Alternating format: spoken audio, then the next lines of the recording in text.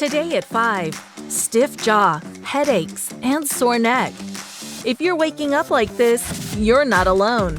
See why your daily grind could be costing you big at the dentist. Then at 6, a Southwest Florida sheriff's fight Put back out into the community until they go through another crisis. to fix a broken system They're not being treated. There's nobody reaching out to them.